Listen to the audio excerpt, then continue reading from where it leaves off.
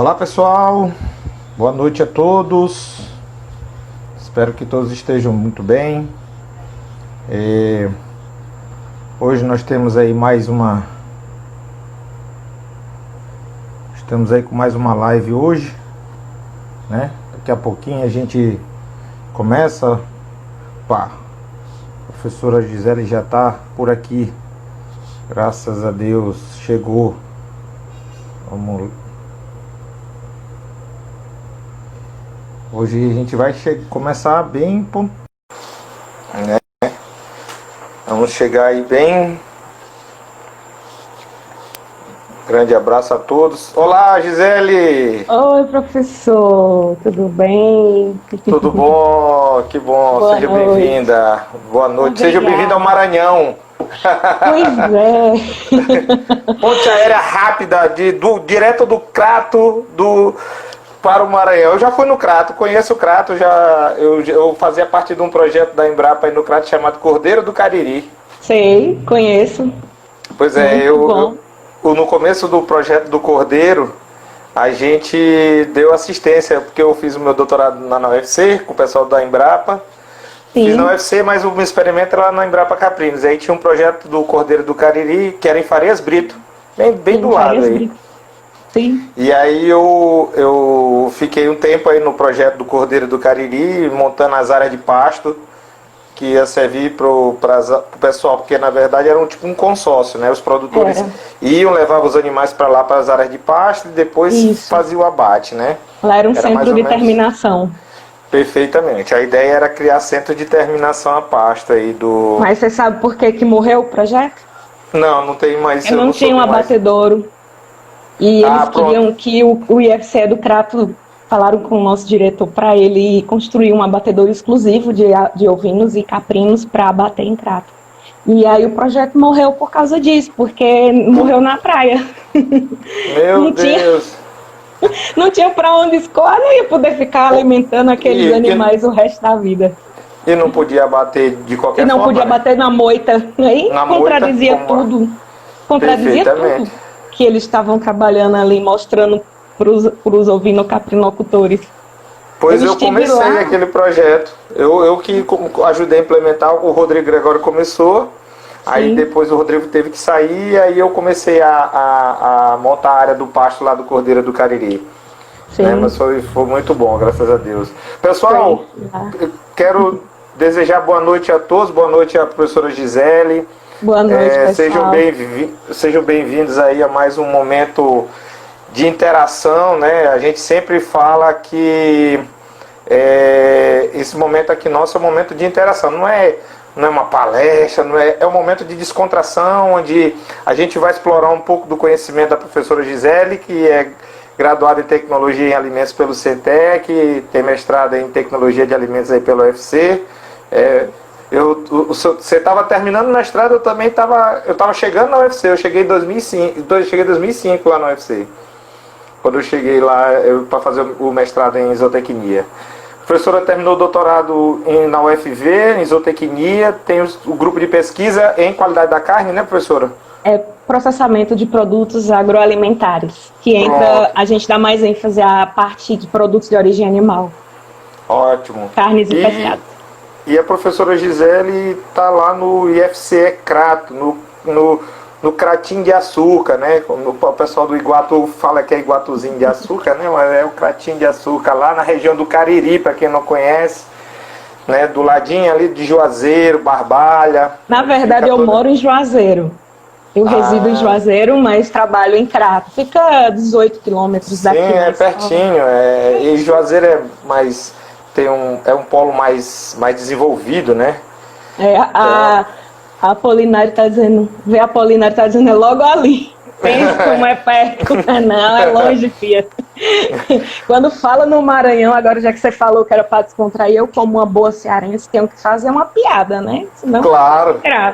Então, aí quero saber aí os babados de Codó. Se tem alguém de Codó, tô precisando bater uns tambor por lá. Eu tenho um vizinho meu que trabalha no Maranhão vendendo retrato. Que pega o retrato dos idosos, bota gravata, paletó. Aí quando ele vai monta. Existe, ele faz aí no Maranhão, meu vizinho. Aí quando ele chega, né, com a foto bem arrumadinha, aí os velhinhos olham assim e dizem, vou comprar não, aí não sou eu, não tenho essa roupa. Aí ele fala que vai em Codó. Eu digo, você leva uma dúzia de fotos e vai, não, mas fulaninho lá morreu. O macumbeiro morreu. Codó é conhecido, Codó tem as suas particularidades. Na Bahia também. Na Bahia também. O Codó tem na época de agosto tem um festival que é o agosto inteiro, que vai todos todo o pessoal que trabalham nesse ramo, né, do candomblé e tudo, e eles vão para lá e fazem toda uma atividade lá durante o mês de agosto todo, né, mas é bem intenso lá. Mas você é do Ceará? Não, eu sou maranhense, maranhense, mas passei 6 anos aí, eu tenho muitos amigos aí, espalhados aí. Inclusive você trabalha aí no Crato, né? Eu tenho um grande amigo, Marcos Góes, que está aí. Marquinhos. Nós fomos contemporâneos. Tem um que é um alto de cabelo grisalho, toda vez eu me esqueço o nome dele. Lopes. O Lopes. Eu também tive um contato com o Lopes. Você conheceu o Joaquim? Conheci Joaquim, Joaquim faleceu. Né? Pois é, eu soube que ele faleceu, eu conheci ele ano retrasado, certo? Eu conheci o Joaquim. Uhum. Então, pessoal, a professora Gisele, ela trabalha nessa área da qualidade da carne, ela tem o Instagram dela, como vocês estão vendo aí, o Meat Quality. Vocês podem estar sempre que precisar de algumas informações, né? Vocês podem estar aí consultando aí, entrando no Instagram, mandando um direct, né, para conversar com a professora e tá aí nesse bate-papo, né? Só para você ver, Gisele, quem está aqui assistindo a gente hoje é a nossa diretora aqui do campus, a professora Lucimeira, essa que botou agora há pouco aí uma mensagem. Ela é a diretora do campus aqui do campus Maracanã, né? Legal. Que é onde a gente fica. E a professora, ela trabalha com carne, inclusive ela terminou o doutorado recente, a gente vai até discutir algumas coisas, porque o doutorado dela a gente fez o quê? A gente trabalhou com um animal inteiro e castrado, caprino, e fez adição de vitamina E. A nossa intenção era verificar se o animal suplementado com vitamina E, a gente tinha uma melhoria na qualidade da carne.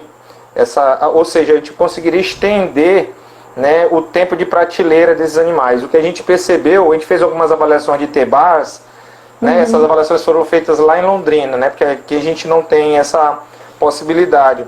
Sim. E a gente percebeu que os animais conseguiriam se manter com TBAS ali ideal até 60 dias, 90 dias, no máximo. A gente fez até 120, né? A partir de 120 já começa a dar um TBAS que dá indícios de rancificação da carne. Né? Então a gente foi um trabalho que a gente fez aí que a gente conseguiu extrair essa informação bem interessante. A doutora Lara Bonfim, ela é médica veterinária, o doutorado dela na UFMG, lá na zootecnia, ela trabalhou com a vitamina D3 para verificar alguns ganhos na carcaça bovina. Seria interessante conversar com ela também, né? A gente trabalhou com vitamina E. Sim, podemos sim, com certeza. Trabalhou com a vitamina D3. Pessoal, então a gente vai discutir, conversar um pouquinho. De antemão já agradecer, a professora mandou um material aqui riquíssimo. E quem precisar, professora, a gente pode passar esse material para nós? Arrocho não. Tá pronto. Então quem precisar, viu, pessoal, desse material, está aqui comigo. A gente pode depois encaminhar para vocês muito material sobre qualidade da carne, tipificação de carcaça, avaliação e tipificação de carcaça de ovinos e caprinos, né? Algo bem interessante. Alguma coisa sobre a manta de petrolina, né? A manta caprino, né? Isso. Então a gente vai depois, vou fazer umas perguntinhas aí também sobre essa questão da manta, que é algo que eu tenho uma dúvida sobre a manta. Tá bom, professor, eu gostaria de mandar um abraço para a professora Cristiane Leal, que está aí presente, a Cris Leal, professora da UESB lá na Bahia. Ela tá tendo lives dela, teve dia 8 e vai ter amanhã às 20 horas no Pratique Você 17. Professora, por favor, coloque aí o Instagram sobre carnes ovinas. Ela é PhD no assunto. Opa! E nós estamos também com essa presença ilustre. Ela manja muito sobre o assunto e eu estou muito feliz dela estar aqui com a gente.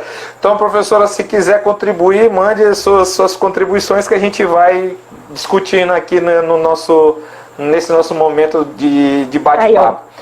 Pratique Você 17. Isso aí, Instagram amanhã às 20 horas, pessoal. Quero ver todo mundo lá.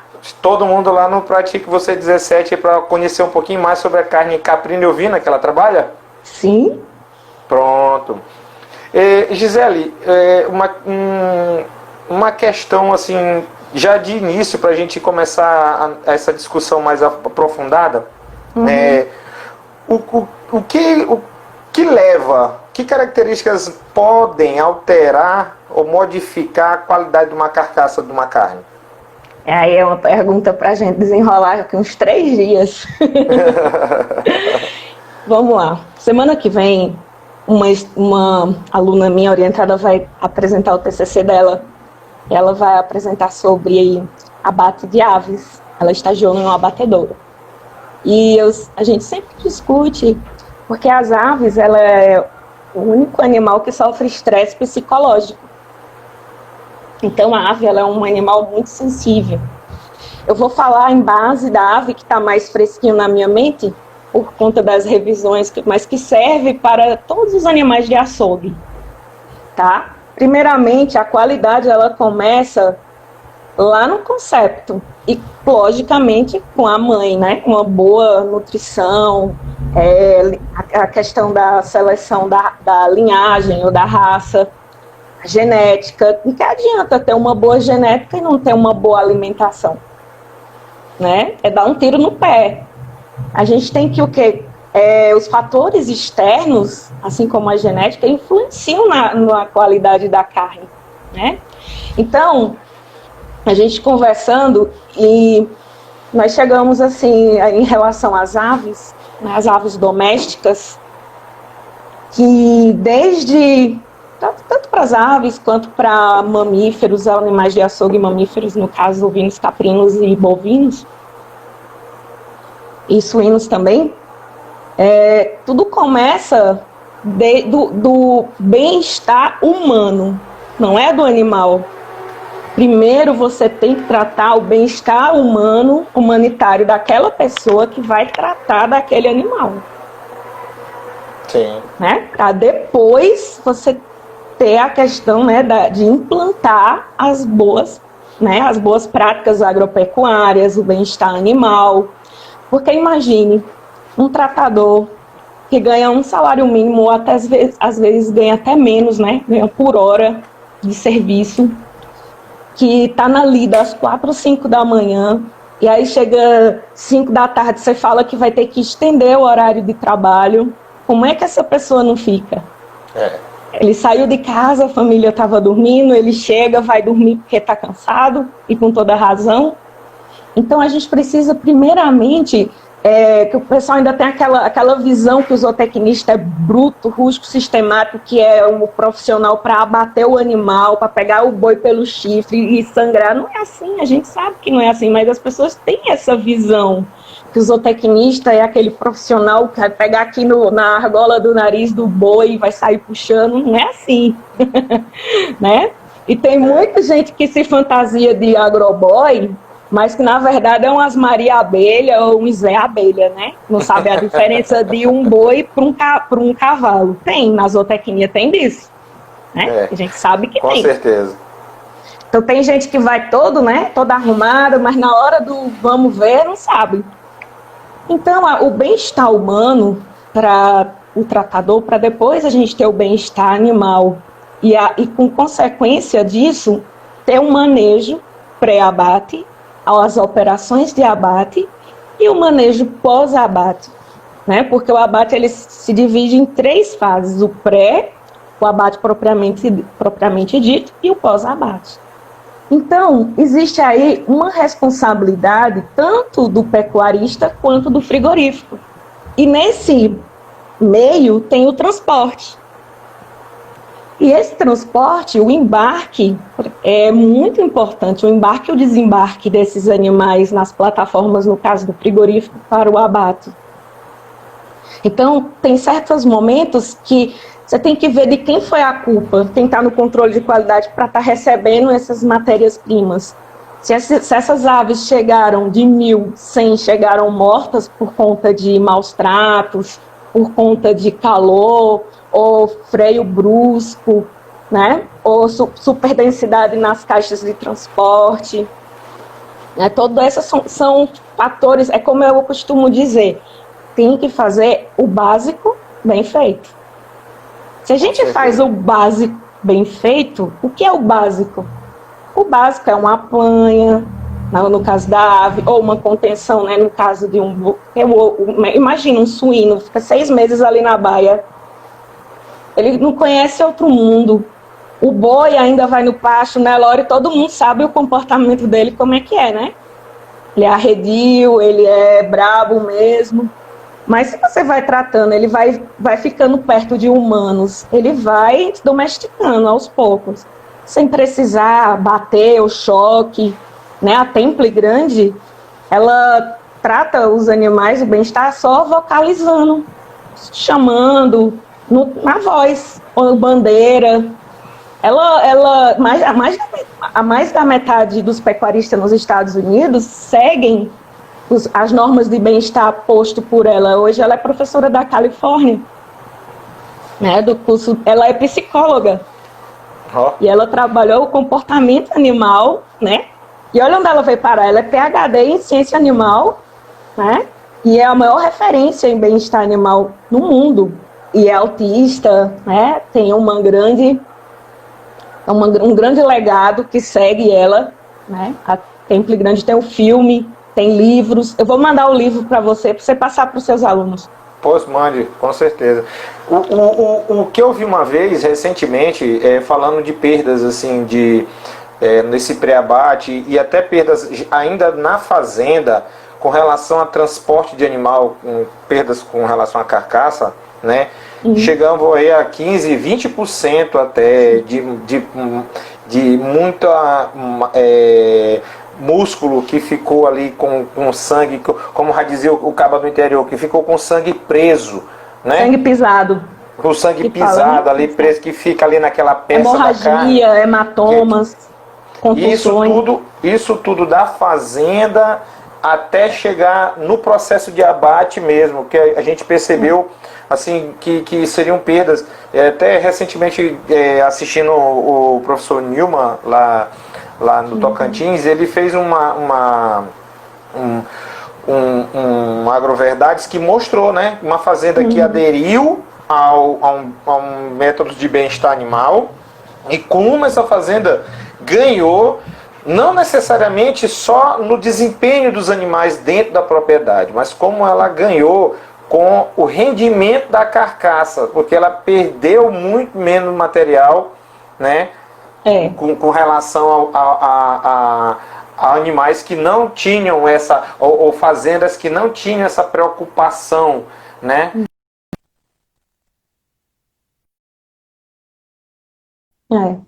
Oi, voltou. Tá me escutando, Travou. professor? Voltou. Tinha travado, okay, mas ótimo. Então, assim, eu acho que você começou uma fala super importante, porque muitas vezes a gente pensa assim, vamos pensar só na qualidade da carne, manter ela resfriada, manter ela livre de questões com questão microbiológica, né? Embalada a vácuo. Embalada a vácuo. Vamos pensa na qualidade da carne nesse momento, né? Mas pensar na carne, na qualidade da carne, desde o processo, até da concepção, como você está colocando, passando por todo um processo de bem-estar animal na criação, e não deixando de finalizar esse processo também com práticas de bem-estar, imagina só eu fazer tudo isso e chega lá na frente, os caras do frigorífico estão dando picana de choque nos bichos, para os bichos passar e entrar. Como é que não vai ter? Vai dar um rigor mortis numa carne dessa, tá entendendo? Então a gente sempre vai estar perdendo em termos de qualidade. Hoje é comum as empresas contratarem um zootecnista, chama a interface entre os pecuaristas e o frigorífico. Então, eu conheço um colega que trabalhou nesse ramo aí. Então esse zootecnista, ele vai ser responsável em fazer justamente essa ponte, porque assim, os bovinos, seja qual animal for, que venha da fazenda para desembarcar lá no frigorífico, eles não devem vir só com o caminhoneiro, né, o boiadeiro. Tem que vir alguém da fazenda junto, para ver se todos desembarcaram corretamente, sem contussão. Eu já vi estudos de Nelores puros, que tem bons tratos na fazenda, que quando essa questão do transporte não dão trabalho nenhum, não vocaliza, porque quem vocaliza são os suínos. Quando um bovino vem vocalizar é porque o bicho está pegando. Então, assim, o bovino ele vem tranquilo, o transporte não passa de 70 km por hora, né? Vem a densidade de transporte dentro do permitido, desembarque super tranquilo. Agora, aquele bovino que foi tratado, né, com grito, com choque, com tudo no mundo, o que vai acontecer? No transporte, o boiadeiro já chega lá no frigorífico e diz: essa carga aí vai dar trabalho. Tem uma professora que ela disse que já foi pegar Nelore dentro da câmara fria. Escapou da seringa, pulou, caiu de barriga para cima e deu olé em todo mundo. Quando for achar o Nelore, digam, ele tá na câmara fria, Nelore vivo. Nelore é um bicho asqueroso. A gente tem uma propriedade, meu pai tem uma propriedade rural, e a gente sempre está ali. Eu fui criado assim nesse meio, e assim, como a propriedade fica na estrada, né? Então muita gente utiliza o nosso sistema de embarque. Tem um curral bom, tem seringa, tem brete, tronco, balança. Então muita gente utiliza nosso sistema de embarque lá para poder fazer venda. Vende o gado, o cara vem e compra, inclusive muita gente do Ceará, muito caminhoneiro do Ceará vai lá. Inclusive os Nelores das vaquejadas daqui, é tudo daí, meu filho, porque eu vou lá no curral ver de onde é? Maranhão, eles alugam do Maranhão. Pois é, então, de repente até vindo de lá da minha região. Então o que eles fazem? Eles arrebanham lá, aí sai lá de casa. Então assim, mas muito problema, porque é difícil você conseguir lidar com a turma ainda na nossa região, devido o processo educacional deles ter sido muito restrito, né? E eu chego lá, vejo os caras metendo choque no gado, para o gado entrar, e olha, chega que me dá nos nervos nessas horas, assim. Aí você vai explicar, não faça isso não, que o glicogênio, pH, carne DFD, carne PSL, eles vão entender? Eles não vão entender. Não, é difícil. Adianta demais você pegar esse pessoal, trancar numa sala, ligar um data show e mostrar. Não, você tem que ter uma didática extracurricular para lidar com esse pessoal. Você não vai explicar bioquímica, eles não vão querendo saber a explicação bioquímica. Não querem saber. Gisele, eu queria te fazer uma pergunta muito, assim, que gera muitas dúvidas. E agora voltando um pouco para carne caprina e ovina. Principalmente para caprina, no caso.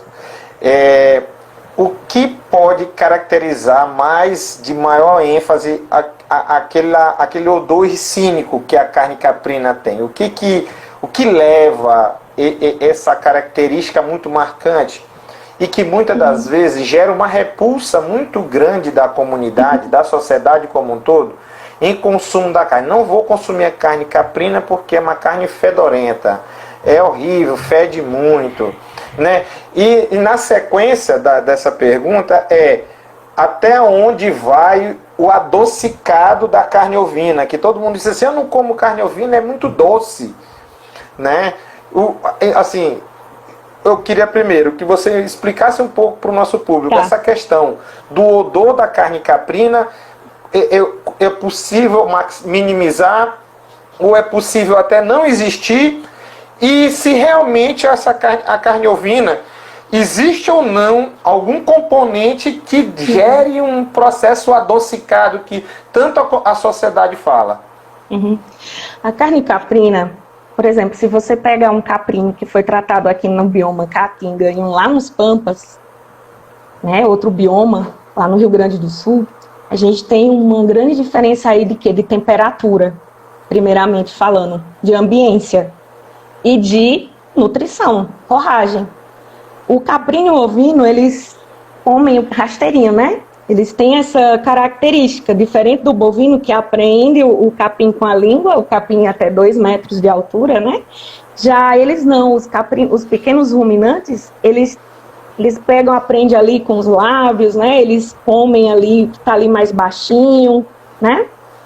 E aqui na Caatinga, a gente tem algumas, a favela, né? Tem um inúmero, tem a andiroba, tem várias e várias. Aí na região de vocês tem o coco babaçu, né? Que é bem forte. Né? Não serve muito de alimento. Quem dá muito de alimento para o rebanho, no caso, é a torta, que é da extração do óleo. A torta do babaçu, que é da extração, a gente tem muito uso. E como eu falo assim, típico da região, né? Alimentos alternativos ou um alimento típico da região, né? Oi, João, um beijo para você. O João foi meu aluno recentemente da universidade lá em Natal, da medicina veterinária. Então, vamos lá. Então, tem a questão dos biomas. Então, professora, mas quer dizer que a ambiência tem a ver? Vamos lá, a questão é, se você pegar um caprino e levar lá para o pessoal do sul comer, eles vão sentir a diferença na hora. E se você pegar um caprino do sul e trazer para um nordestino comer, a gente vai sentir a diferença na hora. Isso tem a ver com o quê? Primeiramente, o trato, né? A temperatura da ambiência conta. Por quê? O caprino, o ovino, tem aquela glândulazinha, e quando a gente abate, tem que procurar no pernil, próximo ao pescoço, que são as glândulas linfáticas, né? Os linfonodos, sempre estão ali presentes. E tem essas glândulazinhas que elas devem ser removidas. Porque o caprino e o ovino tem a questão dos feromônios, né? Esse cheiro para eles é a questão de atratividade para a fêmea ou para o macho.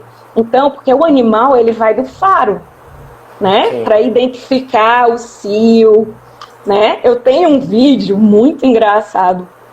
Um caprino, ele vai lá, cheira na traseira de uma fêmea e faz. Muito engraçado, vou mandar pra ti. É o que a gente chama do reflexo de Fleming, né? É isso aí mesmo. Então, se você, lógico, teve os bons tratos, né? Foi criado um aprisco direitinho, né? Teve os tratos certinho. Depois teve um abate humanitário, um abate certinho, removeu essas glândulas, né? Animais jovens, é importante que sejam animais jovens, 6 meses até, né? Quanto mais animais de descarte, animais velhos, menos colágeno, carne mais dura, né? Para processamento dessa carne, fazer uma linguiça, por exemplo, só posso usar 30% de animais de descarte, eu não posso usar tudo, né? Porque o produto vai ficar horrível, sem nenhuma qualidade, não vai ter maciez, nem textura, nem sabor, nem aroma, nem suculência. Então, essas características, né, e obedecer também ao processo da instauração do rigor mortis, né, a cadeia do frio, porque a gente sabe, aqui no Brasil, gente, 24% tem abate clandestino, né, que é quase um quarto. E se a gente for para a cadeia de caprino e ovino, é 70% a 80%. Não é não? Há um tempo, quando eu estava em trabalhos lá com o pessoal da Embrapa Caprinos, então uma discussão que a gente sempre fazia era nesse processo de abate de caprinos, e uma coisa que eles sempre pregavam é assim, o cara que está abatendo, que está fazendo, porque a nossa esfola, né, ainda é muito manual, né? Você não tem uma esfola. É no soco. Isso, você vai puxando. Mesmo. E vai soltando. E vai desprendendo. Diferente da bovina, que tem uma máquina que puxa, né? Tem uma máquina que puxa. Então, o que eles diziam... mecânica. Isso. Então, o que eles falavam pra gente? Que o fato de, muitas das vezes, quem está abatendo pega na pele do animal, né? No pelo. E depois passa a mão na carcaça. Então, como normalmente na pele o pelo, ele às vezes também tem uma característica de estar com muita concentração aquela odor do Sim. animal e toca na carcaça, então isso tinha muito. É muito Né? Poderia passar muito desse cheiro, né? Assim como fora é o a caso do contaminação leite. pelo pelo, porque o pelo é um contaminante. É um contaminante, A carne perfeitamente. é um contaminante. A gente tem você falou que o Cordeiro do Cariri não tinha andado por conta dessa logística abatedouro. que não foi isso. A gente Não tem um fechou o abatedouro sítio. aqui no campus. Aqui o nosso abatedouro aqui do campus, tem sim, ele tem um selo de inspeção municipal. Nós conseguimos esse selo aí. Temos um abatedor pequeno que já está com selo. Nós temos selo de inspeção municipal para abate de ovino e caprino e para abate de aves aqui. Tanto que Ótimo. tudo que vem do PAA e do PENAI, que a Prefeitura de São Luís compra, vai para o Campus Maracanã, abate lá e de lá distribui. Então, assim, a gente tem essa relação aí com os produtores da ilha, principalmente, e que como eles têm que vender para os programas de alimentação governamental, mas o governo só compra essa carne se ela foi abatida em um local com registro. O registro está certo, com inspeção.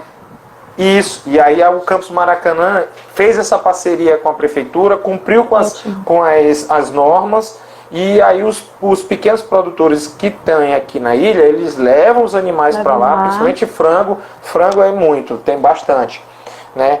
Sempre faz frango. O ovino caprino estava fazendo, mas aí deu uma segurada a mais, porque por conta muito grande que foi a questão da temperatura da carne. Por quê? Porque o pessoal estava levando a carne, fazia todo o procedimento, nós temos câmara fria, passava pela câmara fria, mas na hora de transportar para o mercado, ele estava transportando em um carro convencional. E aí o que aconteceu? Aí seguraram, não pode transportar em um carro convencional, tá entendendo? E essa questão da temperatura é até um questionamento que até a nossa diretora, que ela trabalha na área de carne, até pediu que eu fizesse para você, porque existe aqui uma resolução, uma portaria que é 304 de 1996, que trata de relação da temperatura da carne para ser comercializada em feiras livres, né? Então, como é que a gente consegue, né? Quais são as dificuldades que um cara desse que vende uma carne na feira tem para cumprir uma portaria como essa que exige que ele tenha uma carne com temperatura até 7 graus? Isso. Como fazer isso? Como é que resolve um problema desse? Entendi. Primeiramente, existe a diferença de abatedouro para abatedouro frigorífico. Abatedouro é aquele que abate o animal e entregue carcaça, no caso não é carne, é músculo quente. Carcaça quente, ela é destinada ao local de varejo.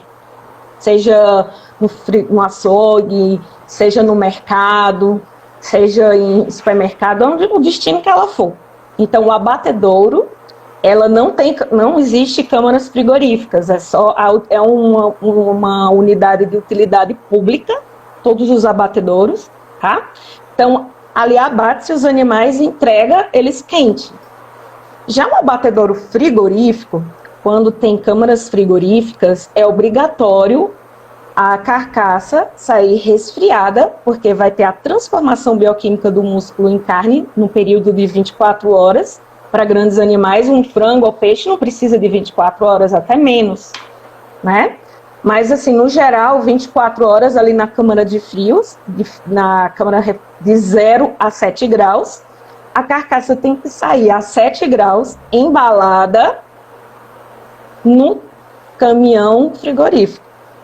Caminhão de entrega frigorífico, e ela, chegando no seu destino, o varejista muitas vezes expõe, como eu falei. Eu postei no Instagram do Meat Quality, domingo, dia 7, que foi o Dia Mundial da Segurança Alimentar, carnes penduradas, que eu sei que foram inspecionadas, que esse abatedouro frigorífico aqui da minha cidade tem serviço de inspeção estadual. Eu sei que cumpriram todas as etapas certinhas. Aí chega lá no fim da cadeia, no mercado varejista, e eles penduram. Essa carne, que já posso chamar de carne porque teve esse processo de transformação bioquímica de músculo em carne, né? Essa carne ela vai estar exposta a poeira, a micro-organismos, as pessoas vão lá, pega para ver se tá boa, cospe, aí vai falar, cospe, espirra. Imagina numa época dessa de Covid no ar. Meu Deus. Né? Então, isso é o que a gente tem que mudar? A educação do nosso consumidor. É um trabalho de formiguinha. Pode crer. Entendeu? É fazer com que eles entendam que eles não devem comprar carne exposta, carne sem inspeção, carne que esteja, ou qualquer produto de origem animal que não foi inspecionado. Por quê? Risco à saúde. Você já pensou consumir uma carne com tuberculose, ou com cisticercose, ou com salmonela, no caso dos frangos? O risco é muito grande. Mas assim, por exemplo, a carne saiu inspecionada lá, tudo ok. Vamos supor que ela saiu numa inspeção municipal e está sendo comercializada em feiras e mercados públicos daquele município, né? Então, assim, como lidar com essa questão como é que, assim, a qualidade, como é que eu vou conseguir garantir qualidade nessa carne, né, estando todo nesse ambiente? É possível? Existe alguma estratégia? Ou apenas a estratégia do processo de refrigeração é a única forma que esse vendedor vai ter para manter a qualidade dessa carne? A refrigeração é uma delas, outra é o pH. A gente não pode esquecer do pH. O pH do animal vivo, em homeostase, quando ele está, né, funcionando tudo certinho, é de 7 a 7,4. Então, o animal, se ele passou por um jejum prolongado, por exemplo, aí no Pará, vizinho a vocês, é um estado, Maranhão também é um estado muito grande. E as fazendas, a distância para os abatedouros frigoríficos leva até 10 horas, 12 horas, dependendo da cidade onde o animal for abatido. Então, tu já imaginou, esse animal passou 12 horas de transporte, com mais 24 horas de jejum na dieta hídrica, esperando o abate, porque pelo RISPOA, que é a nossa lei-mãe, né? O decreto 9.003 de 2017 do Ministério da Agricultura, que é o Regulamento Industrial de Inspeção Sanitária de Produto de Origem Animal, ele fala que os animais não podem ser abatidos sem ter tido descanso, dieta hídrica, né? Toda essa questão, né? Descanso na sombra, né? Porque tem muitos abatedouros que põem os animais para descansar no sol, não tem área coberta, então não vale. Então, tu imagina, esse animal passou 12 horas no transporte, mais 24 horas, 36 horas. Ele passou por um jejum prolongado. Aquela carne tende a ser uma carne DFD, uma carne escura, seca, dura, pH acima de 6. pH acima de 6, o risco microbiológico para multiplicação e crescimento é altíssimo.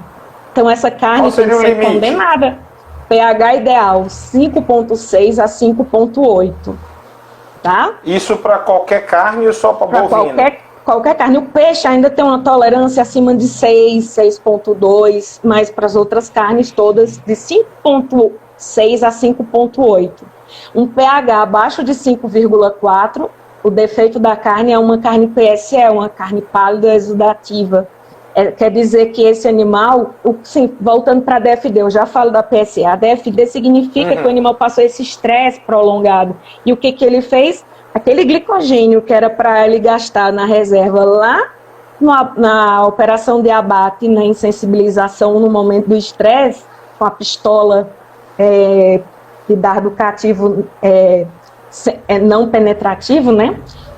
Ele gastou ali no transporte, naquelas 36 horas isento de alimentação para ele, né? Então, o que acontece? Esse animal, ele tende a ter essa carne DFD, a pH acima de 6. Porque o glicogênio foi consumido, onde é que está o glicogênio? Músculo e fígado. Então essa reserva foi queimada, e aí o que acontece? Não tinha ácido lático suficiente para baixar o pH de 7, 7,4 para 5,6, 5,8, isso é bioquímica, né? Eu tô adorando. Pode ir nessa balada que eu adoro isso. Não teve como ele baixar, porque ele teve essa depreciação muito rápida do glicogênio, né, que é a glicose, né, que fica armazenada no fígado e nos músculos. Então, esse defeito da carne foi uma carne DFD. Já a carne PSE, o animal tem o estresse, assim, é curto tempo, mas acontece mais em aves e suínos, né? Então, ele não que gaste toda a reserva do glicogênio, mas a questão do estresse mesmo. Então, o que acontece? O pH baixa abaixo de 5,4. Então, esse defeito vai dar uma carne pálida, exudativa. E a carne bovina é uma carne que cor vermelho, cereja, brilhante. A carne de aves é uma carne branca. Carne suína é uma carne rosadinha, nem é branca, nem é vermelha.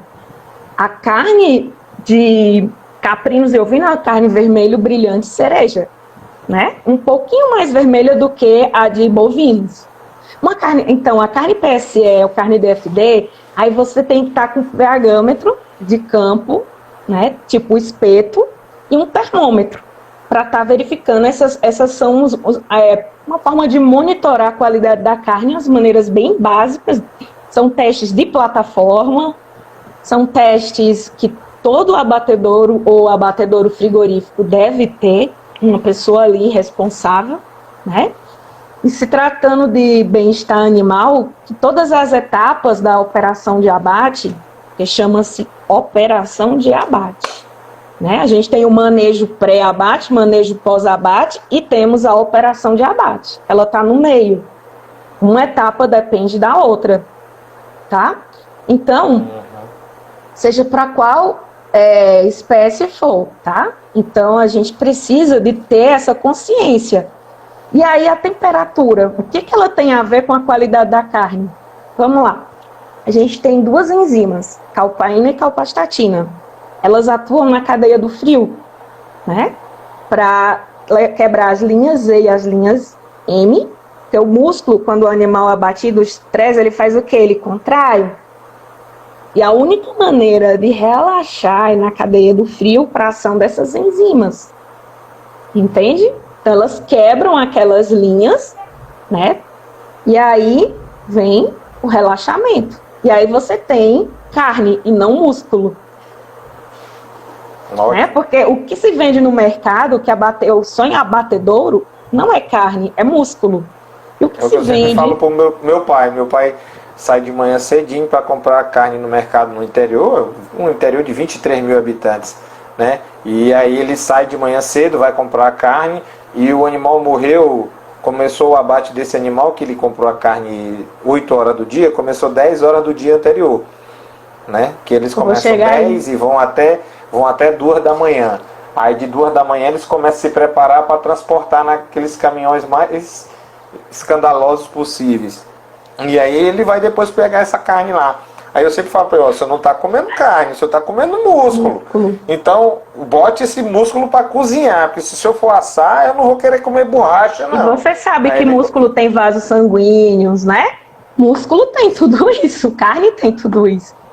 E não está tudo preparadinho ali, não houve dessa transformação bioquímica de músculo em carne. Essa questão que você falou aí. A Andréia do Território da Carne, eu até sugiro que vocês sigam ela, @Território da Carne, ela é uma zootecnista, ela tem muita experiência com carne de varejo, né? Ela fala o seguinte, ela deu treinamento aqui no Nordeste, e foi muito engraçado, botaram ela para correr, porque ela queria justamente resfriar a carne, embalar a vácuo, fazer tudo certinho para a transformação do músculo em carne. E aqui a gente tem a mania de comer carne abatido no dia. Se tem gente que vai no mercado, se pegar na carcaça e não tiver quente, não acredita que foi abatido no dia. Pior que é. Os abatedores começam a bater meia-noite e terminam 6 da manhã para entregar o frango do dia, por exemplo. E aí, a Andrea falou que botaram ela literalmente para correr desse treinamento, que falaram que aqui é tradição, que só come carne assim, não adianta, e que ela fosse embora. Já você vai no Mato Grosso do Sul, onde tem muitos frigoríficos, é super normal as pessoas comerem carne embalada a vácuo, maturada de 7 a 21 dias, ou com dry age, que é maturação a seco. É super normal se você chegar com um animal recém-abatido, mas que eles fazem assim, né? Eles se assustam e dizem, não quero comer isso aí. É uma questão, como eu falei, tem que educar o nosso consumidor. Trabalho de formiguinha. Aí o que eu já faço com ele? Eu disse assim, o que o senhor vai fazer agora? O senhor vai comprar carne hoje, aí o senhor vai botar pelo menos ela na geladeira e o senhor vai comer ela só amanhã. Viu? E o senhor bota assim ela naquela parte da geladeira que fica entre o freezer e a geladeira, que é aquela que esfria mais um pouquinho. Na gaveta, Isso, o senhor vai comer ela só amanhã, porque aí pode ser que ela não tenha ficado na temperatura ideal para ela virar carne, mas pelo menos ela vai estar minimamente resfriada. Mas eu tenho que comer a carne, então o senhor faz o seguinte, se eu compro uma quantidade grande, come uma hoje e a deixa de amanhã. Aí é que se eu comprar amanhã, o senhor já deixa guardado e aqui o senhor comprou hoje, e assim o senhor vai nesse ciclo, para poder ver se resfria um pouco essa carne, porque realmente, assim como aí no interior do Ceará, que eu conheço bem também a realidade aí, aqui no estado do Maranhão, talvez seja até pior essa questão de você estar comprando carne abatida de qualquer forma e condicionada de qualquer forma nas feiras livres das mais diversas situações. Gisele, uma coisa que eu queria te perguntar é o que a pessoa que vai comprar uma carne, na decisão de compra dela, o que ela leva em consideração? No caso, no mercado varejista? Ou...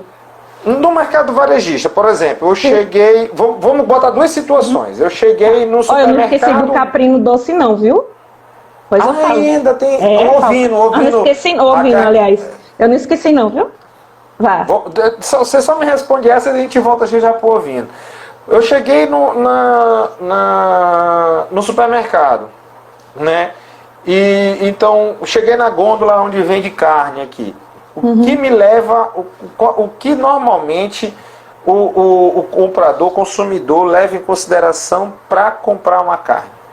E o que ele deveria levar? O que ele leva atualmente e o que ele deveria levar em consideração? A cor.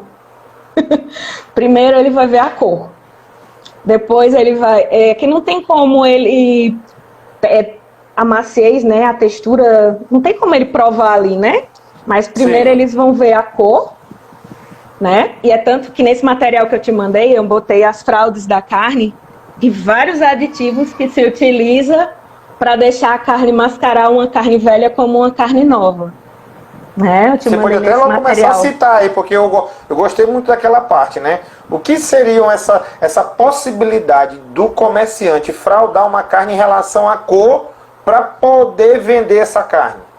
Eu te dizer aqui o nome deles, porque são muitos, eu não decorei não. São muitos aditivos e a indústria de carne, ela é aqui. Muitos produtores adicionam nitrito e nitrato em embutidos, como se assim, isso aqui tá bom, vai lá e pá, joga no olhômetro, né? Ou no achismo, eu acho que tá bom, e não é assim. Então, acima de 150 ppm ou 150 miligramas por litro de nitrito e nitrato pode sim causar um composto chamado nitrosamina, que é cancerígeno, e a gente pode futuramente, consumindo isso diariamente ou semanalmente, câncer. Então tem que ter muito cuidado, gente, nesses produtos caseiros ou esses artesanais que não tem selo arte, né? Que agora o Ministério da Agricultura permite o selo arte, foi criado ano passado a lei para isso, né? Para produtos de origem animal, queijos, carnes, né? Então procura saber se tem selo, tudo que você for comprar seja inspecionado. Outra fraude em carne é o excesso de salmoura, uma solução de cura, mais de 20% do peso do músculo em sal. Muito comum usado em presunto e em cortes temperados. Então eu aconselho não comprar carne temperada, seja carne moída, almôndega, frango, porque ela não deve ser congelada, carne temperada por conta dos micro-organismos, que tem micro-organismos halofílicos, que têm afinidade com sal, então eles vão crescer ali mesmo naquela concentração salina. Falsificação do produto, adicionando cartilagem, tendão, carne de cavalo, carne de cachorro. Quem nunca comeu um pastel chinês com carne de cachorro, né? Cuidado com os pastel chinês, gente. Pelo amor, foi da China, vocês recusem tudo. Meu Deus. Mas não tem nada não. A gente vai mandar uns mosquitos da dengue e uns zika vírus para a China para fazer a revanche. Aí vai dar tudo certo. Um chikungunya. Porque não foi justo não. Eu vou lá deixar pessoalmente num frasquinho e vou soltar. E vou dizer, multiplica. Multiplicai-vos e atacai-vos. E no mesmo voo que eu vim, eu volto. Foi justo, sacanagem. Outro, professor, o uso do tripolifosfato de sódio em excesso. Tripolifosfato muito usado em pescado. Ele é usado para reter água, porque o pescado ele contém água, né, no processo que vai lavar o peixe, vai retirar ali a pele, então ele é congelado. Então o tripolifosfato, a gente percebe que um filé de peixe tem tripolifosfato no momento da cocção, que ele se desmancha. E na embalagem tem que dizer, né? O sulfito de sódio em carne cansada, aquela carne que já está roxa, nem mais marrom, porque tem a questão da oxiomeoglobina, né? Quando a carne está marrom, porque a carne ela tem oxigênio, quando o animal está vivo, o oxigênio transporta, né? Hemoglobina, que é, né, a proteína responsável, né, pela coloração vermelha, né? E o oxigênio que transporta ela. Então, cesou, o animal foi abatido, não tem mais oxigênio para essa locomoção da hemoglobina. Então, a carne ela tende a escurecer com o tempo, isso é normal. Então, aquela carne cansada, eles usam sulfito de sódio. Aí ela volta para a cor vermelho brilhante cereja. O hidróxido de amônio mantém o vermelho bem vivo.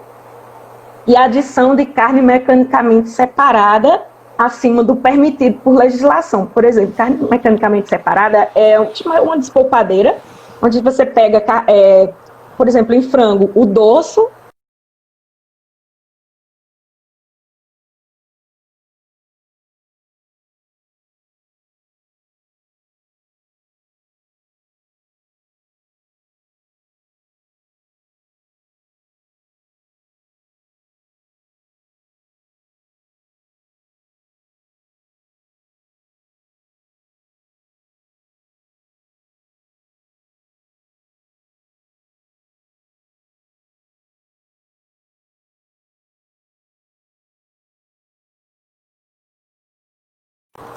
Olá. Voltou. Saravá. Ó, o João está perguntando como é que sabe se o frigorífico é inspecionado. Ah, meu filho, lá na parede só o que tem é o RT do veterinário, tem o alvará sanitário, tem o CIA, o SIM, o CIP, uma placa bem grande, tá tudo lá. Isso aí é bem visível, bem visível mesmo. Tá? Isso daí tem que ter, tá? São vários documentos, até tem documentos da SEMASSE, no caso aqui no Ceará, né, que é a Superintendência do Meio Ambiente, do Licenciamento Ambiental, são muitos.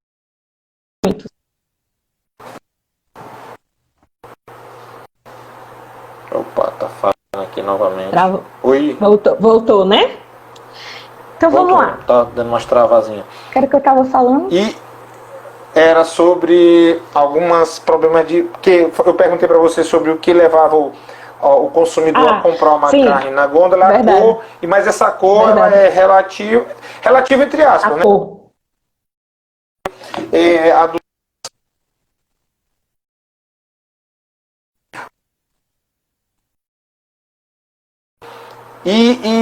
E se eu for escolher no mercado, o comerciante também não tem, assim, o cara que vende numa feira livre, a cor também continua sendo o principal padrão para compra. A cor e temperatura, porque eles querem uma carcaça quente. Eles pegam para saber se a carcaça está quente. Para tu ter ideia, esse abatedouro de aves que a minha aluna estagiou, eles têm as depenadeiras mecânicas, mas tem dos 1.000 clientes que ele atende por dia, 800 querem que as aves sejam manualmente. Entendeu? É o cliente que manda manualmente. Deu para ouvir? Não, tá um pouquinho falhando, mas a gente, porque eu acho que nós estamos concorrendo com muita gente aí. Muita live. Olha só. Nessa hora é muita o cliente ele é terrível. Existe a diferença entre consumidor e cliente. O cliente, existe a diferença de consumidor para cliente. Cliente é aquele que você vai fidelizar, certo? E o consumidor é aquele que vai ali, consome uma vez ou outra perdida. O cliente, você dá um osso para o cachorro dele, você fideliza ele, premia ele de uma certa forma, dá um desconto, faz entrega, tá? Então, na Feira Livre, é como eu falei, a questão é mudar a consciência do nosso consumidor. Enquanto a gente não fizer isso, lembra da Instrução Normativa 51 de 2000 do leite, que foi válida até 2011 e a gente não conseguiu adequar as normas que pedia em 10 anos para adequar? A gente não conseguiu. A cor não chama mais características organolépticas, são sensoriais. Organolépticas não existe mais, tá certo? Então, a Lucy Meire, ela perguntou assim, em qualquer circunstância a cor é a principal característica? Cheiro, né? Porque não é só a cor, né? A cor é um dos atributos mais importantes, mas tem o quê? O olfato, a textura, o aspecto visual, né? Preço. Se, por exemplo, uma carne está bem marrom, né? Ela está exposta já há um bom tempo, já está com um mau cheiro, com certeza aquele machante vai vender por um preço menor. E tem público para tudo. Tem público para comprar todo tipo de carne. Tem público para comprar um filé de wagyu de 400 gramas por mais ou menos aí uns R$600. 400 gramas, um bife. Tem público para tudo, né? Então, a gente precisa o quê? Mudar a consciência do consumidor. Não é de quem está vendendo, não. Porque se o consumidor sabe que ele não deve comprar aquela carne por esse motivo, ele não vai comprar. Não é? A gente tem que conscientizar o consumidor, para ele também cobrar. Por que você não coloca uma instalação frigorífica aqui? Um balcão, uma ilha de congelados, né? Um balcão refrigerado, para o senhor vender produtos de origem animal, queijo, carne. E já tem pessoas fazendo isso nos mercados, nos boxes. Pouco, mas tem.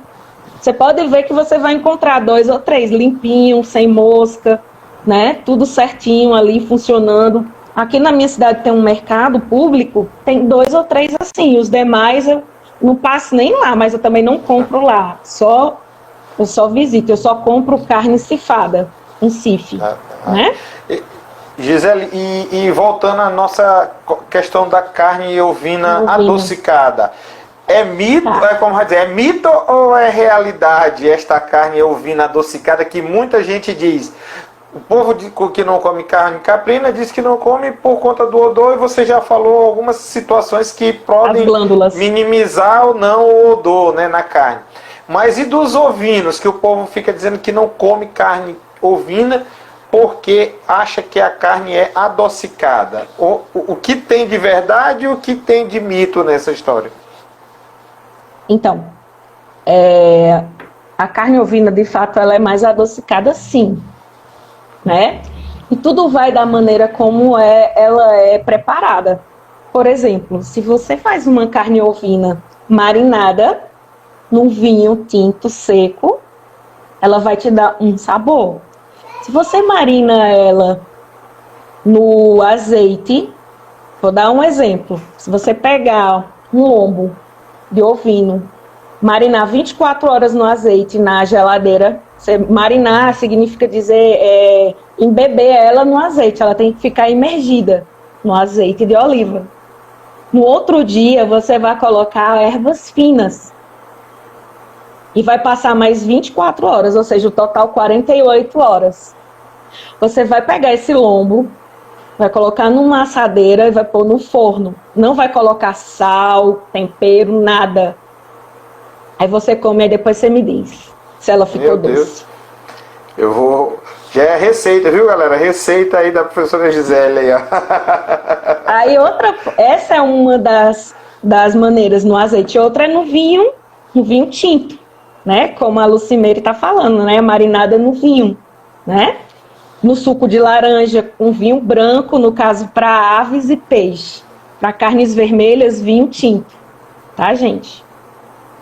Então é isso. Aí. Então a carne adocicada, ela é mais adocicada, é uma característica da raça. Mas o que você precisa? A mesma questão do peixe. Tem criança que não come peixe, mas se você sabe como preparar o peixe, você faz uns nuggets, você faz umas almôndegas, se você faz um empanado, as crianças vão comer. Então tudo vai do preparo, da forma como aquele alimento é preparado. E a carne ovina, ela é uma das mais saudáveis em teor de gordura, teor de todos os micro e macronutrientes minerais que vocês possam imaginar. Ela é uma das carnes mais ricas, né? Vamos embora, Lúcia, vamos na hora. Tá vendo aí, Lúcia? Vamos fazer salame. Eu fiz um salame de carne caprina, ó. Olha aí, viu, Lucimeire? Docinho, ficou docinho. Quem tá te falando que tá convidando é a diretora, então ela é a diretora do meu campus. Então se ela tá dizendo que é para levar você para cá, então eu quero para levar. A professora Lucimeire Amorim Castro, né? Isso, é a diretora aqui do campus Maracanã. Então se ela tá dizendo que é para nós dar um jeito de você vir aqui fazer uma palestra, um curso... Então pronto, sinta-se convidada e em breve... Deixa essa pandemia passar, né, professora? E nós vamos em breve embora. Você vai estar vindo aqui nos visitar. De buchada, pronto, olha aí, salame, eu faço. A gente tem até o Joaquim, que é pesquisador da Embrapa, que a gente faz muitos trabalhos juntos, está perguntando aqui, por exemplo, falando academicamente, nós temos uma carne, quanto tempo essa carne pode ficar armazenada no freezer, né?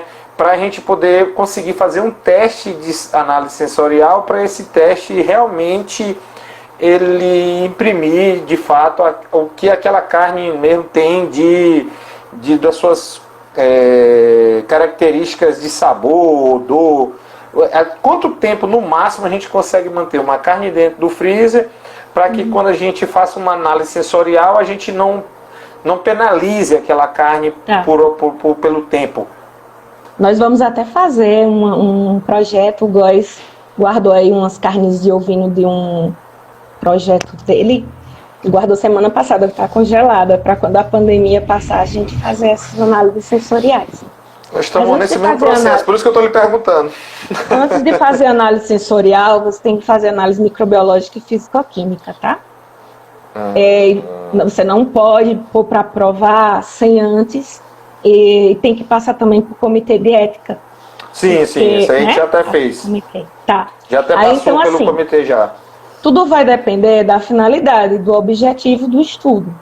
Tá? Então, se você quer ver de uma carne resfriada, recém-abatida ali, se você está avaliando maciez, textura, o flavor é o sabor, o aroma, né? Que você sente, né? O flavor daquela carne. Lógico que uma carne refrigerada é diferente de uma carne congelada, que ela passou pelo processo de descongelamento, né? Ela perdeu já a água ali, já perdeu alguns nutrientes, não todos, lógico, mas já houve uma perda. Então, tudo vai depender do que você fez, o trato que foi dado, a nutrição, a genética, tudo isso vai influenciar. E o importante é que no protocolo de análise sensorial você tenha 100 provadores, tá? Se for provador treinado, de 8 a 10, se for provador não treinado, 100, tá? Eu prefiro trabalhar com provador treinado, porque a carne caprina e ovina no nosso país só é consumida 700 gramas de habitante por ano. É um consumo muito baixo.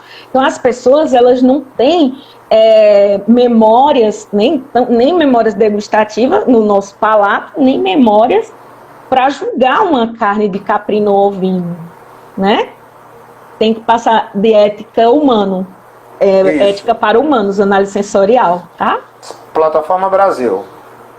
Aí, o que acontece? Você vai cortar uns cortinhos uns cubinhos de 2,5 centímetros, tá? E aí você tem que fazer a cocção em forno de mais ou menos de 20 a meia hora, 20 minutos, meia hora, tá? Não pode pôr sal nem tempero, que é mais estranho ainda. Quando fala análise sensorial, as pessoas acham que é para encher o bucho, mas não é assim.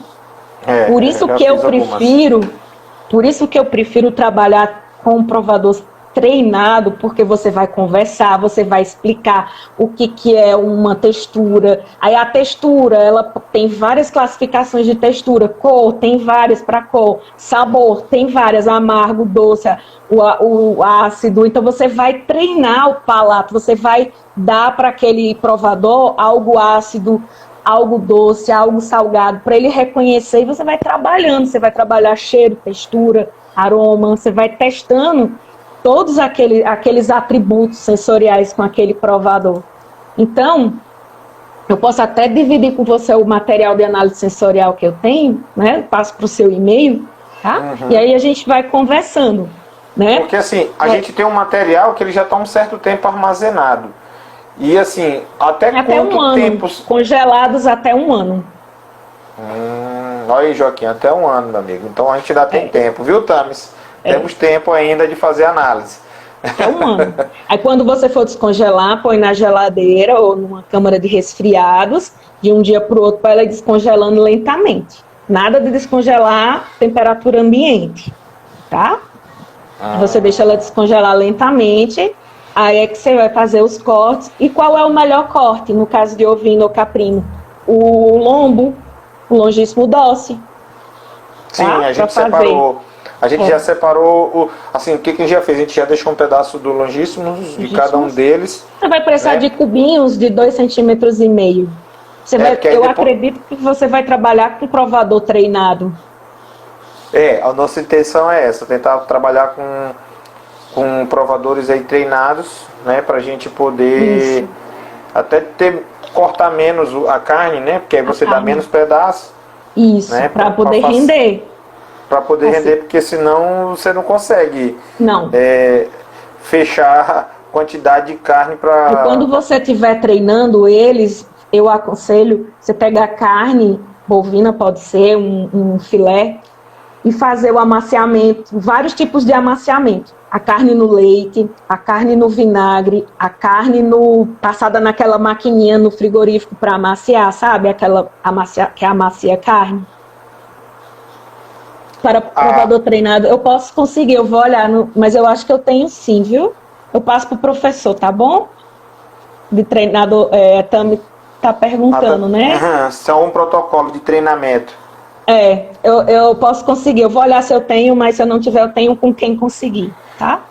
Então é isso. Aí você vai treinando ele para quando ele for morder, no momento da mastigação, ele saber o que é o duro, o que é mole, a textura. Você vai trabalhando, você vai treinando o provador, entendeu?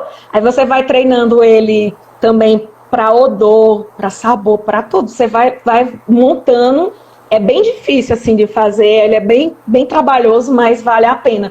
Porque você pega um menino aí, digamos, um menino que faz o 1º ano do agropecuária para ser o provador. Nunca comeu carne de caprino ovino na vida, não sabe nem o que é. Tá entendendo? Aí vai lá. Aí você diz, você já comeu? Já, mas ele tá pensando no brinde.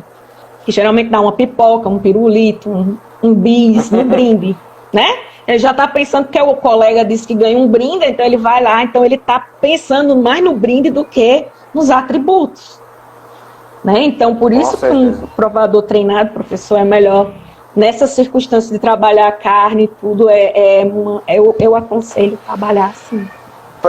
Gisele, para a gente chegar no processo de finalizar aí nosso encontro, eu queria te perguntar assim, como é que está hoje o mercado da carne diante desse processo da Covid, da pandemia que nós estamos passando?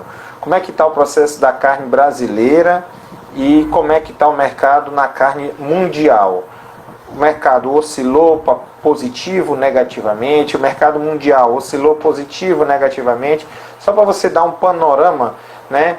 Até porque essa oscilação de mercado influencia a gente que vai no mercado comprar carne e que às vezes pode encontrar ela mais barata ou mais cara.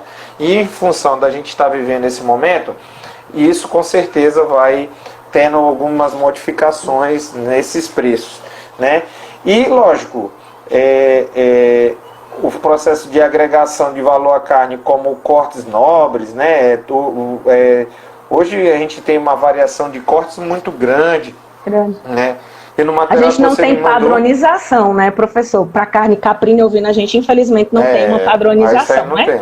Não tem. A gente tem um documento, até mandei para você, que é o Colombo Rocher, né? Que é um padrão espanhol, né? Que muitos pesquisadores usam ele como se espelhando para padronizar os cortes, né? O Colombo Rocher.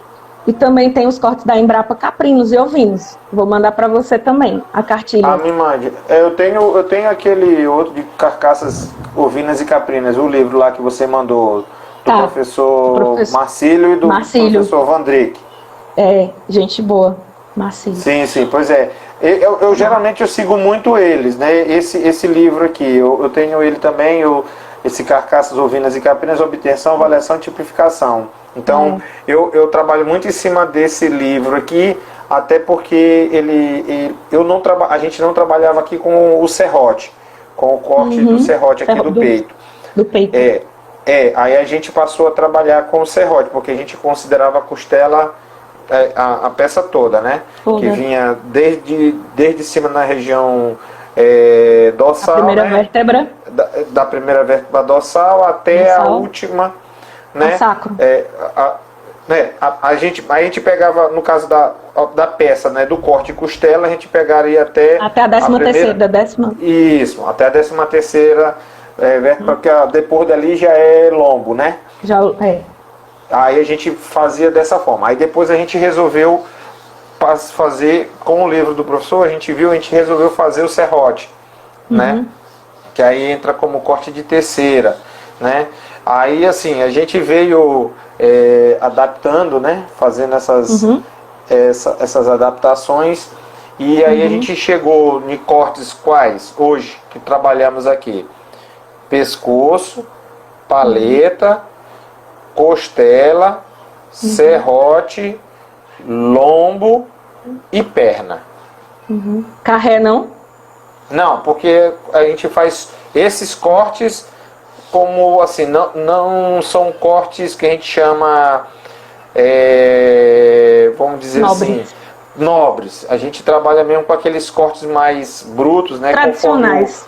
Mais tradicionais, conforme o professor Marcílio e o professor coloca, né? Então a gente trabalha mais com esses 6 cortes, né? Com a fraldinha também? Na verdade a fraldinha, ela tá entrando junto com o corte quase que o do lombo. Do lombo. Que a gente faz aquele corte aqui, né? E a fralda tá praticamente entrando com o lombo. Então eles chamam de vazio, né? Isso, que eles chamam de vazio. Lá eles fazem esse corte. Então assim, a gente está fazendo as nossas avaliações, né, de rendimento de corte, em função desses tipos de corte que a gente tem aqui, né, e aí seguindo todo esse processamento, tanto do que é peso de corpo vazio, né, que é rendimento verdadeiro. Bexiga cheia, bexiga vazia, tem que pesar tudo. A gente pesa bexiga cheia, vazia, trato cheio, vazio, a bile cheia, quente, a vesícula, a carcaça quente e ela fria. Isso. A gente faz todo esse processamento aqui, tudo a gente faz aqui, e aí a gente consegue... praticamente hoje tudo que o livro aqui do professor está colocando, inclusive a questão de ponderação de cortes, que é corte de primeira, de segunda, de terceira, a gente está conseguindo fazer aqui em termos de pesquisa. Mas voltando ao que a gente estava discutindo, como é que o mercado alterou? Só para a gente finalizar. Como diz a professora Lara Bonfim, que eu sigo, maravilhosa, uma baiana arretada. A professora Lara diz que nós estamos em berço esplêndido. Ixi, Maria. Já pensou? Nós estamos nadando numa onda só. Vocês sabiam que nessa época de Covid só tem 2 países no mundo que tem terras agricultáveis com forragem, área de pastagem e forragem, que pode sustentar a barra, produção de proteína animal. Vocês sabem quais são esses 2 países até sustentar o mundo até 2050? Quais são esses 2 países? Eu acredito que um seja a gente, o outro eu não sei qual é. Paraguai. Olha aí, os paraguaios, nunca imaginei. Paraguai e Brasil. Depois pesquisa. O Paraguai achava que era tudo falsificado. As terras, né, com área de pastagem, né, no caso, para sustentar a barra. Os Estados Unidos, eles são muito, assim, exigentes, né, eles não estavam importando nossa carne, porque a gente estava mandando carne, chegava carne com os problemas da carne bovina, era aqueles abscessos de vacina, sabe, a reação vacinal. E aí, eles simplesmente cortaram, né, não queriam mais carne brasileira, só que nos Estados Unidos já está faltando carne, né? Não tem carne, porque as plantas frigoríficas fecharam. Opa! Oi, voltou. Voltou? Só para você ter ideia, nos Estados Unidos, eles tiveram que contratar mais 1.000 funcionários só para trabalhar a segurança, né, de trabalho, a questão de higienizar maçanetas, o rimão, esterilizar o ar. Eles estão montando agora câmara de ultravioleta e plasma no ambiente, no ar, dentro dos frigoríficos, para esterilizar. Nos Estados Unidos, eles têm um grande problema. Tem que colocar anúncios e processo educativo para os manipuladores, os colaboradores, em 10 línguas. Eita! Não hablo espanhol, não hablo portunhol, não hablo inglês, não hablo russo. 10 línguas. Então, imagina o trabalho que eles estão tendo. E aqui no Brasil se gasta em torno de R$600 mil por planta nessa brincadeirinha aí do Covid. Tá saindo bem caro. E assim, gente, outra coisa que está preocupando bastante é a eutanásia de suínos e aves. Porque suínos e aves não tem como você ficar com eles há mais tempo na granja. O boi fica no campo, pastando. Mas suíno e aves têm que ser eutanasiados. E a gente já começou a eutanasiar suínos e aves. E os Estados Unidos e outros países também. Porque não tem como manter. É muito caro manter com ração, com água. Não tem trato, não tem como. Então, eutanasiando. E como é que é a eutanásia? De aves, ocorre um abate normal, como se fosse abater um frango, só que depois tem que esterilizar, limpar toda a linha de abate. E no caso de bovinos, tem que cavar uma vala com um trator e põe o caminhão boiadeiro, põe eles lá, se for bovino no caso, né? E vem os atiradores de elite, né? Abate eles ali, é permitido pelos códigos sanitários brasileiros, depois enterra, né? Suínos, bovinos, caprinos, né? Esses animais é dessa forma, o abate sanitário. Então está acontecendo isso, né? Mas nós estamos em berço esplêndido porque os reis da carne são brasileiros. JBS, né? Tá? Então, assim, o Brasil bate recorde com exportações de carne bovina em maio. Foi 41,5% a mais do que maio do ano passado. Ou seja, ficou em 682,64 mil dólares, tá? Milhões de dólares, perdão. Né? Quer dizer, em maio, agora, a gente exportou 41,5% a mais. O Brasil e o Paraguai, como eu falei, são os únicos países para sustentar a barra até 2050. E nós vamos sustentar a barra, porque se vocês entrarem no site Global Meat, né? Global Meat, vocês vão estar atualizados de tudo isso que eu estou falando, tá? Tem o portal DBO também, eles estão bem atualizados. tá certo? E a gente sabe que no Rio Grande do Sul, em torno de 20 abatedouros foram interditados aqui no Brasil por conta da Covid. O que aconteceu? Quando veio em março, né, a pandemia, tudo que o governo tomou as decisões de fazer a quarentena, mais ou menos dia 22 de março, os frigoríficos deram férias coletivas. Só que os funcionários, bem bonitinhos, não ficaram em casa. Foram visitar parentes, iam para a rua, não usavam máscara. Dentro do frigorífico tem como controlar, mas fora do frigorífico não tem.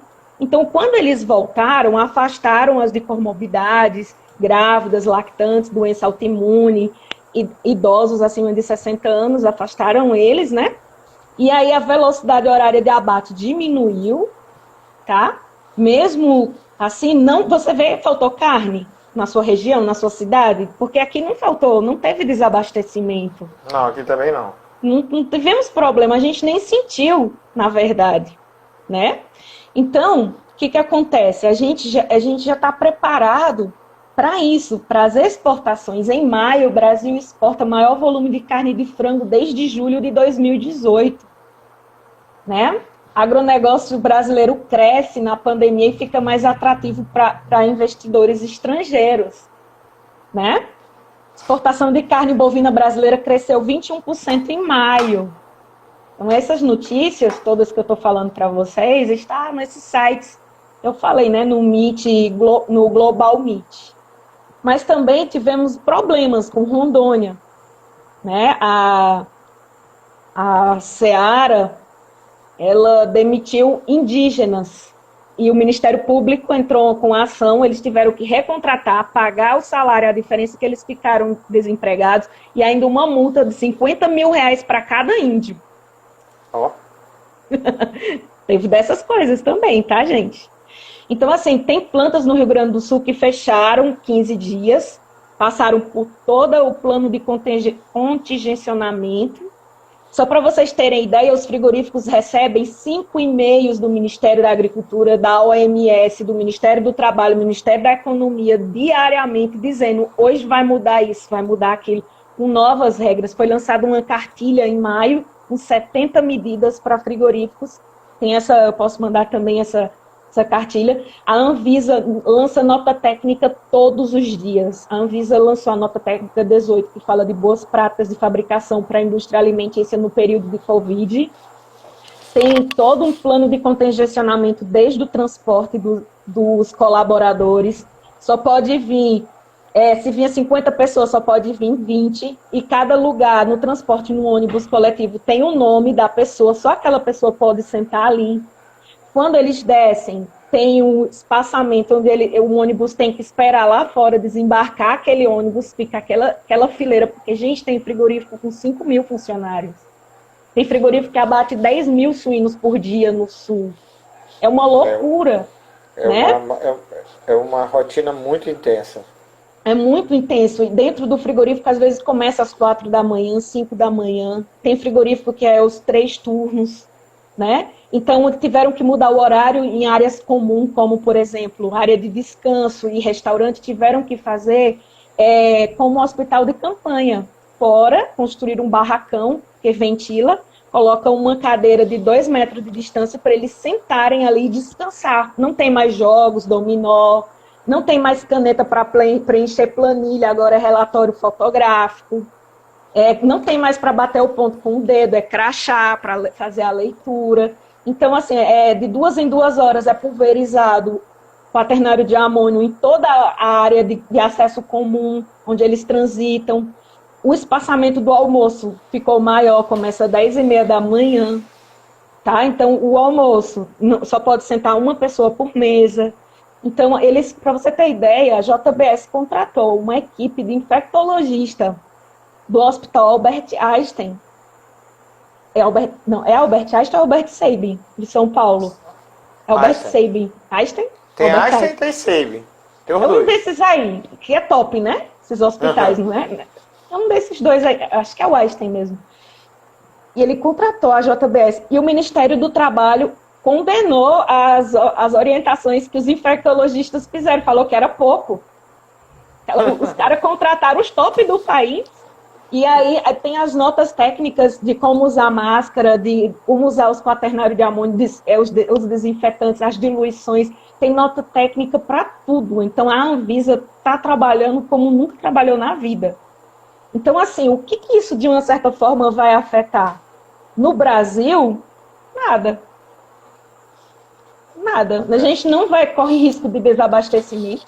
Nós temos 213 milhões de cabeças de gado, onde quase 8 milhões está aí no seu estado do Maranhão. O Maranhão está em 12º lugar no top do ranking brasileiro, né? O Ceará não está em tudo isso, não está bem mais para trás, mas não vai faltar, não vamos ter problema de desabastecimento. Como eu falei, dentro do frigorífico é fácil controlar, o difícil é depois que aquele manipulador, aquele colaborador sai.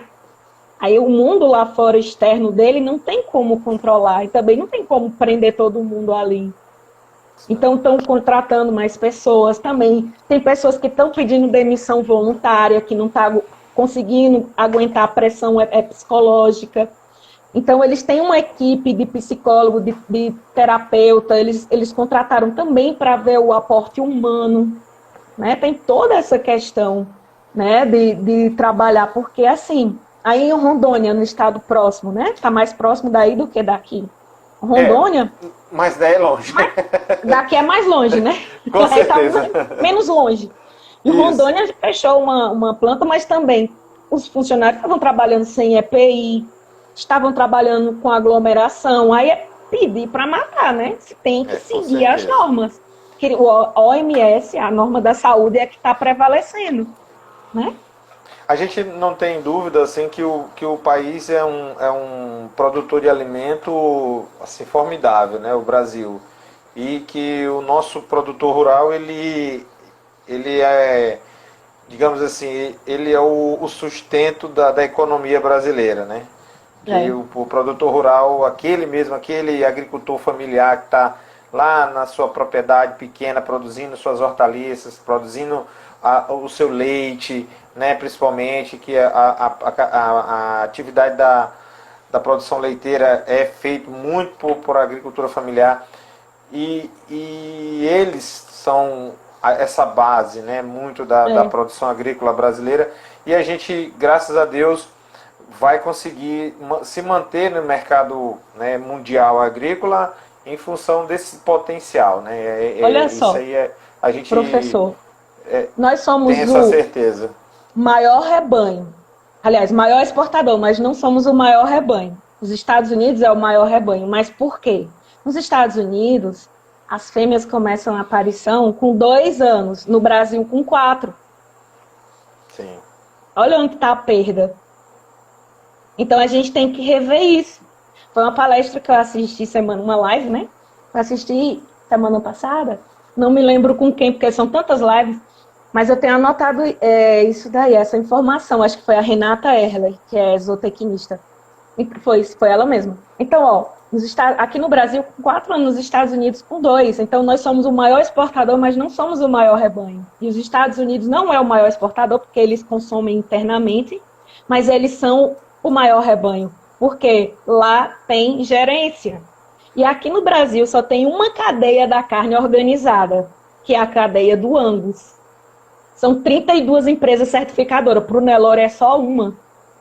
Então, a gente ainda tem muito que aprender. A União Europeia, quando exporta carne da gente aqui, eles querem uma carne com rastreabilidade, com QR Code, onde eles sabem toda a história daquele animal. Eles trabalham bem-estar. É tanto que o Brasil, outro mercado, agora, ou com Covid ou não, é o mercado de abate religioso, halal ou kosher. Brasil está sendo... Porque a Europa não abate, porque eles condenam, eles só abatem, só querem saber de bem-estar animal, então eles são altamente contra. Lá na Europa e na Suíça, eles condenam, nem vale com eles lá, que eles nem querem nem ouvir falar nisso. E é porque o abate humanitário, o animal não é insensibilizado, é degolado com uma espada, aí tem uma reza, tem o rabino, né? Tem todo um processo, tem que ser uma pessoa deles lá, tem que ser virado para Meca, tem todo... Só come a carne traseira, não come a dianteira. não come, aliás, só come a carne dianteira, não come a traseira. Tem tudo isso. Então, o Brasil, uma grande oportunidade é o método halal e kosher. E a gente está pegando todos os abates para aquela região lá, Isso quando a gente não manda ele vivo, né? Aqui no eles estão Pará, optando, eles estão no Pará e no optando Maranhão agora está vivo. saindo muito animal vivo daqui do Pará E a do gente está Maranhão mandando os pra lá. melhores, tá ficando aqui só as cocotinhas. O que a gente tem de melhor genética tá indo tudo embora. É porque lá eles não comem carne de zebu, não consomem carne zebuína, eles só comem carne de animal europeu. Europeu. Ou mestiço de europeu, ou seja, eles dizem animal que não tem a giba, né? Giba. Assim que eles dizem, não quero animal que tem cupim, eles só comem animal, eles só querem animal sem ter cupim. É uma tradição religiosa deles lá, né? Uma questão. E então, assim, além da gente ser um país que aderiu ao abate halal, e nós ainda temos esse potencial de enviar animal vivo para eles no padrão que eles querem. Tá entendendo? Vai 30 mil animais. Não, aqui chega a ter navio daqui do Brasil que sai do Porto de Santos com média de 40, 50 mil cabeças. Um navio sai daqui com 50 mil É mais cabeças. ou menos 40 dias para chegar, né? De 30 a 40 dias para chegar. Dependendo para onde ele for. Dependendo para onde ele for, mais ou menos isso. Pessoal, a gente vai encerrar, né? A internet Teve hoje pergunta? Teve alguma pergunta que eu não respondi? Porque às vezes eu não vejo passando. Não, foi tudo esclarecido, graças a Deus. A gente o próximo encontro vai ser presencial, hein? Com certeza. Oi, Vilcimir, vamos trazer. A diretora já chancelou, então vamos agora aguardar o final da pandemia aí para a gente poder trazer a professora Gisele aqui para um... Manda quem pode e obedece quem tem juízo. Quem tem juízo, com certeza. Esse ditado é certo. A Carliane está agradecendo a live pelos conhecimentos. Gente, acessem o Meat Quality, eu estou sempre postando. O que vocês também quiserem que poste na área de carnes e pescado, pode pedir que eu pesquiso e publico lá, tá certo? Pronto, então, pessoal... Foi um prazer, professor, obrigada. Igualmente, também foi um prazer, agradecer foi a sua diretora disse que não é para ir agora não, senão ela vai cortar seu ponto. Corta o ponto dele. Olha que eu estou em trabalho remoto, assine meu trabalho remoto, viu, diretora? Hora extra. Eu quer agradecer, o GEPASA quer agradecer aí a professora Gisele pela sua degustação na casa dela. Botou aí. Sua contribuição, foi muito bom aí esse feedback aí com relação aos conhecimentos da professora. Dizer que esse material que a professora nos cedeu, né, depois você pode, quem quiser ter acesso, pode entrar em contato aqui com a gente aí, né, pelo chamar no direct aí do Instagram do GEPASA, que a gente vai disponibilizar esse material, né? A professora já autorizou, a gente vai estar disponibilizando. Quem tiver interesse aí, são alguns livros, material aí bem interessante, algo bem mesmo atual sobre a cadeia da carne, ok? Então pode ficar à vontade quem tiver, quem precisar. Quem precisar de um material extra também pode pedir. Eu tenho muita coisa, tá, gente? E também sei as fontes aonde buscar tudo. Na próxima quarta-feira nós estaremos novamente aqui com mais uma live. E a partir do dia 24 a gente faz uma live agora pelo YouTube, né? A gente vai começar pelo nosso canal do YouTube. Com uma apresentação de uma professora que vai falar um pouco sobre os caminhos para publicação na área da zootecnia, né? Desde já lhe convido, professora, para assistir. Esse dia vai ser um pouco mais cedo, vai ser a partir das 7 horas no nosso canal do YouTube. E quero agradecer a todos a paciência, né, por esse probleminha aí da internet. Eu já descobri, pela segunda Gisele, eu já sei que o problema não é minha internet, é meu celular. E acredito que seja mesmo. Na próxima live eu vou testar pelo celular da minha esposa, que é mais moderno. E aí eu vou ver se vai dar certo pelo celular dela. Eu já tentei fazer pelo computador, mas não consegui, não tive sucesso para fazer pelo computador. Pois mude o aparelho que vai dar certo. Pronto. Professora, eu tive que fazer isso. Grande Foi um abraço, prazer, viu? Gente. Tudo de beijo. bom. Se cuidem, fique em casa. Tá bom. Boa noite, obrigada. Boa noite, pessoal. Tudo de bom. Até quarta-feira que vem. Se Deus quiser. Tchau.